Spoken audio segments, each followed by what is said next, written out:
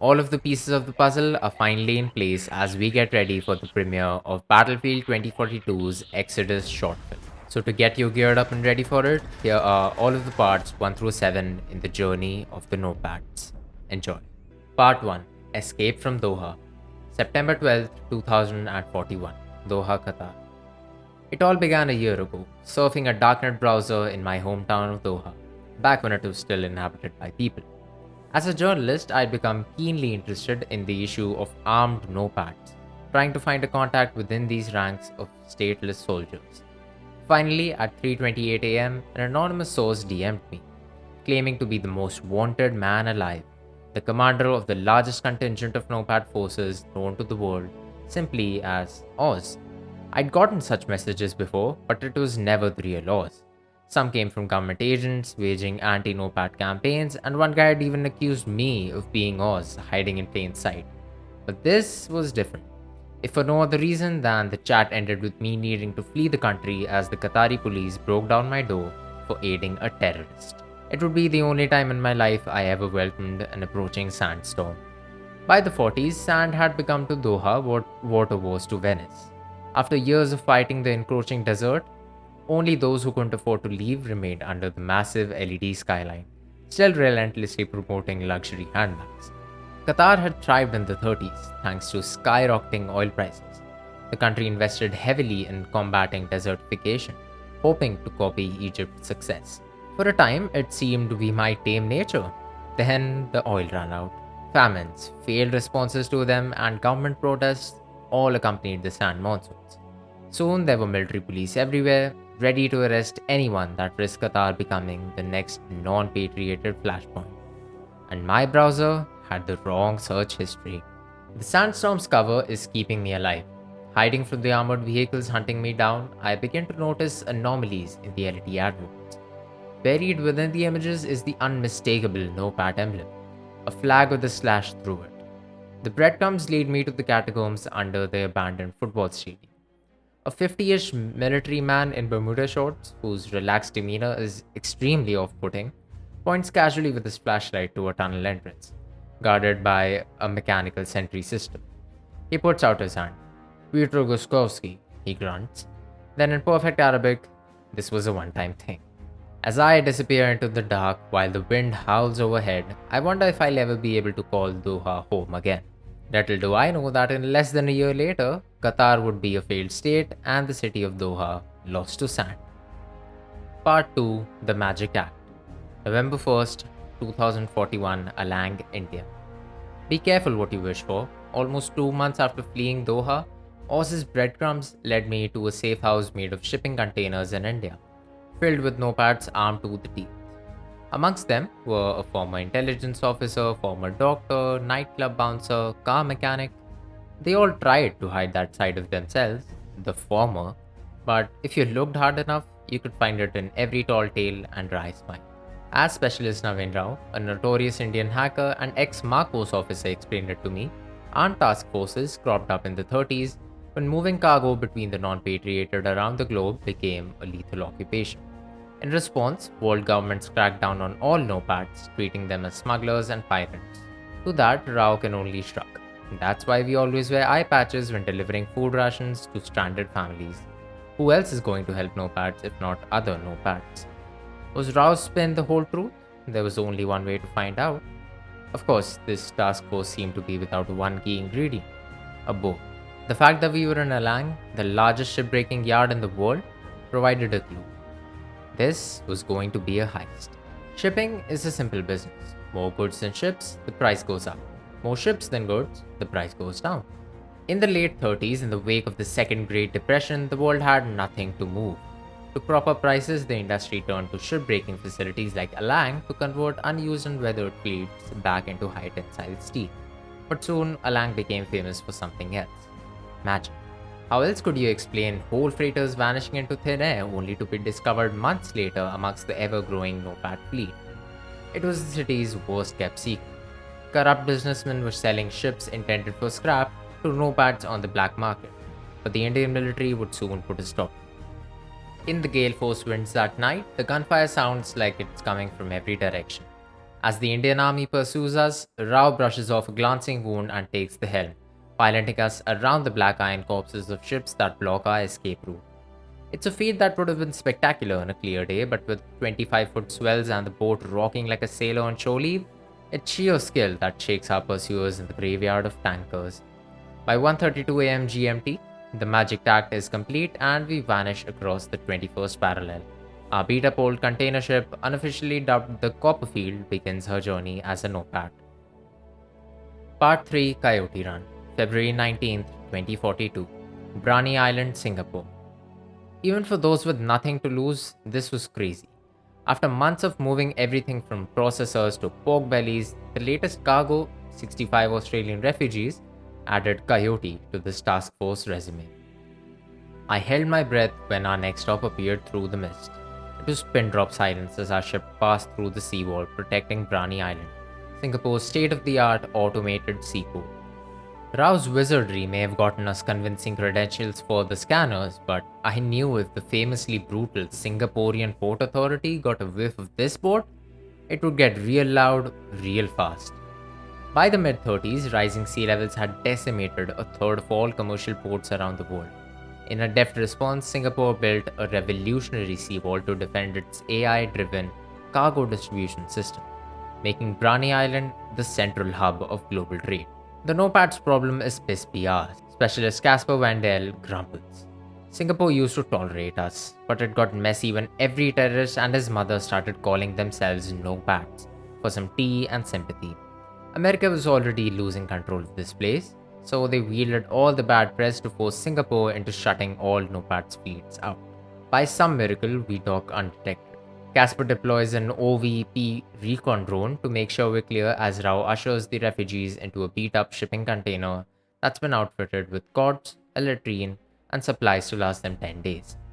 Makes you wonder what's in any of these containers. The last refugee isn't able to slip into the hiding spot before the sirens erupt. Rangers seemingly fall out of the sky, rushing towards our boat. Casper quickly snipes our mechanical assailants as the Copperfield lurches out of the dock. Amazingly, Rao hacks into the automated distribution system on the island, dropping containers wherever he can to block our escape. It's not enough. The SPA pursues us into open waters. Gunfire, screams, more gunfire, silence. Then I hear an ear-splitting cannon shot. My heart stops as I wait for impact until I realize where the blast originated. A constellation of vessels on the horizon. A NOPAD fleet. Fishing trawlers, container ships, tugboats, and more. There's no telling how many are armed, and the SPA has no interest in finding out. They turn tail. It seems among the 1.2 billion displaced out in the world, this task force has at least a few friends. Part 4. The Third Faction. May 8th, 2042. Somewhere in the Yellow Sea. Oz takes need to know to a whole new level, says McKay with a theatrical eye roll. We get our destination via telegraph with a fortune cookie's worth of intent. Then hold on to your butts. Hence why we'd been floating around aimlessly in the Yellow Sea for 2 days, waiting to hear from on high. Thankfully, there had been a steady stream of news on the wire to keep me focused on something other than losing my lunch. One AUN story in particular would soon intersect with this boat in spectacular fashion and shed light on Oz's machinations. At approximately 7:30 am, an executive assistant at Daesung Electronics made out with 10 petabytes of internal data from their headquarters in Songdo, South Korea, on a stolen corporate helicopter. The criminal responsible for the breach, an unassuming Korean woman in her 20s, was suspected of being a foreign's intelligent asset, most likely American or Russian. They couldn't have been more wrong. South Korea's economy is one of the success stories of the last decade, not just surviving but thriving.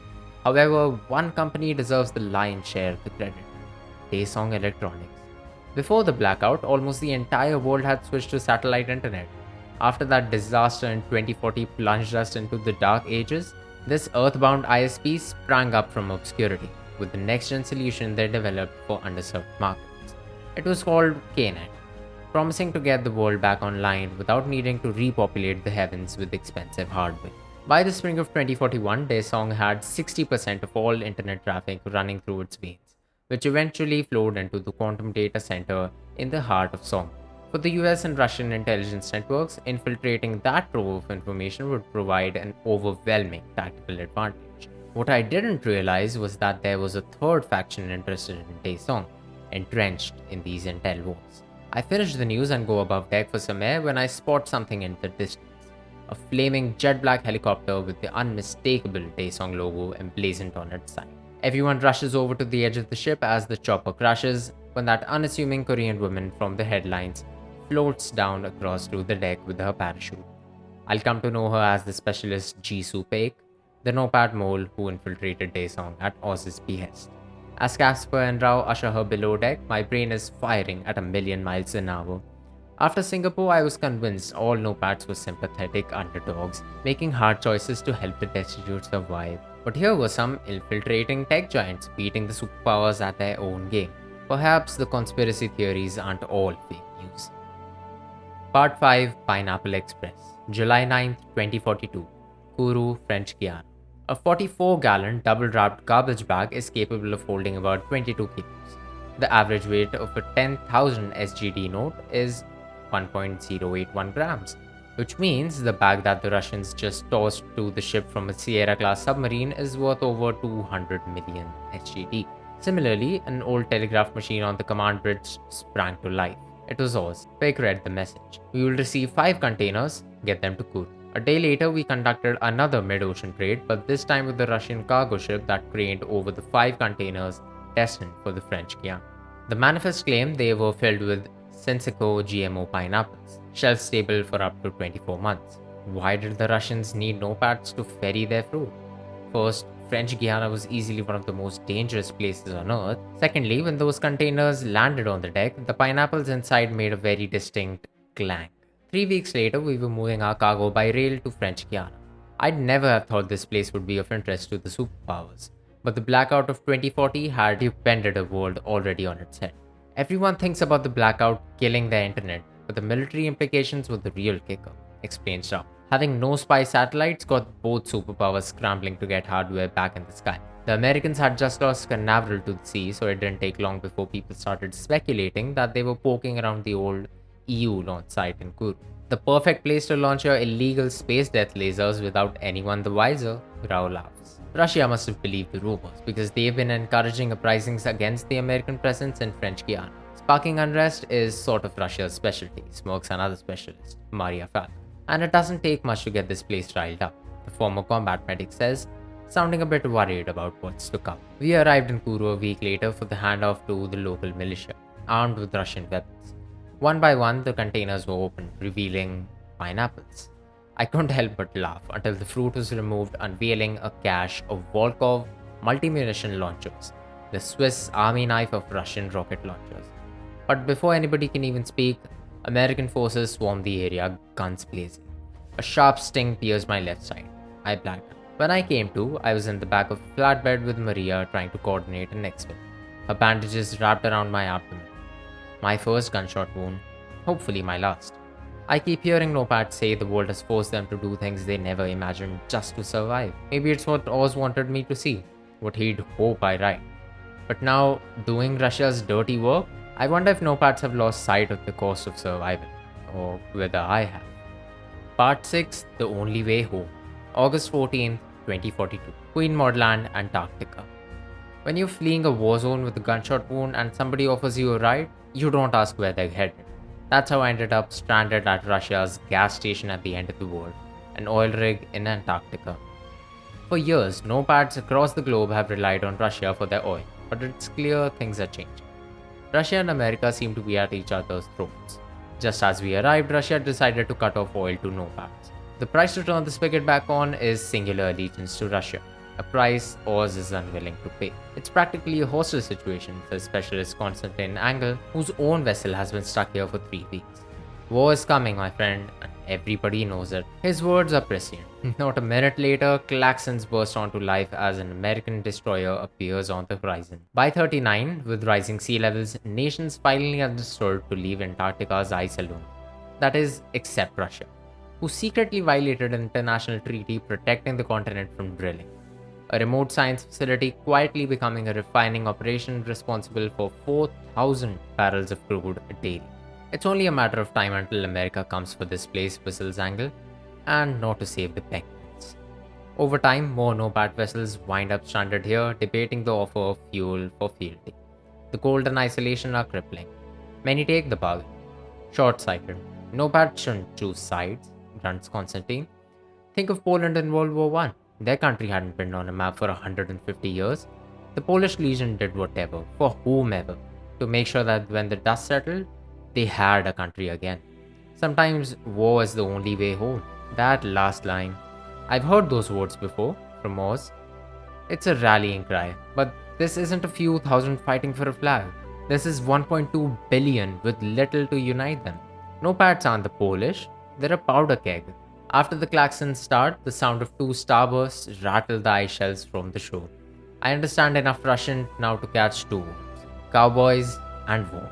The American ship returns a warning shot from its cannon as a confident voice blaring from the ship's radio orders the Russians to stand down. That's when I notice the ship is flying the NOPAT emblem, not Old Glory. I'd later learn Oz had sent in his most trusted captain to extract the stranded NOPATs that Russia was trying to coerce. I raced to be among the refugees boarding the ship, designated MFS-04 Exodus, with Angel's words echoing in my ears. There's a fight coming that I wanted nothing to do with, and yet, here I am on a warship. Perhaps Oz is right. War is the only way home. Part 7, Rerouted, October 10th, 2042. Off the coast of Sierra Leone. The MFS-04 Exodus is an Arleigh-Burke-class destroyer, under the command of a former US Marine. Yes, NOPATs are sailing warships now. It's a sign of things to come, and one more reason it's time for this adventure to come to an end. I'm in my barracks packing up before we dock in Freetown Port. From there, I'll fly to Cairo and start my new life. A position with Synsico Agritech's corporate communications. The same Synsico that used a private army to squash a riot outside its walled farm last year. The same Synsico whose pineapples went clank. I'm selling out, dear reader. 13 months of fearing for my life has shot my nerves. I wanted to understand the NOPATs, not die as one. If I don't get off this boat now, I fear I may not have a choice. While my home country is a dust bowl, Egypt boasts the story of renewal. In 38, as the world's traditional bread baskets failed, Synsico Agritech perfected a two-part system to replace them. The first was genetically modified crops that thrived in the most arid of climates. The second was a revolutionary desert irrigation project. Why did Synsico choose Egypt for their farm of the future? A motivated workforce, says McKay, who spent time in the region. Egypt is the one place where a NOPAT can dish that label, go legit, as long as they're willing to work behind the wall. Which is exactly why I'm taking this job. No more NOPATs. As we sail silently towards the African coast, I can't get my conversation with Angel out of my head. The superpowers are on a collision course. If NOPATs get involved, they could make it a costly and chaotic war. Despite Oz's best efforts, it's clear NOPATs are still a fractured group with varying agendas. If those factions end up in a war within a war, it could shatter a world that has already suffered enough. About 6:30 p.m., I'm finally able to see Freetown Port in the distance. Only Rao knows my plans. After 13 months, I feel some regret about leaving, but mostly relief. That is, until the ship lurches away from shore and starts sailing north. This can't be happening. I run to the bridge, frantic, looking for answers. Sure enough, the old telegraph machine has sparked to life, encoding new instructions from Oz, making my choices for. Moments later, the captain barges past me on his way onto the bridge. The last thing I hear before he slams the door is a garbled voice on the comms as Freetown Port grows smaller in the distance. We have one shot at a new future, and we're going to take it. Well, there you go, folks. You're all caught up with the story, and now you're ready to watch the Exodus short film. This is it for the video. I've been Osmodrome, and I'll see you guys in the next one.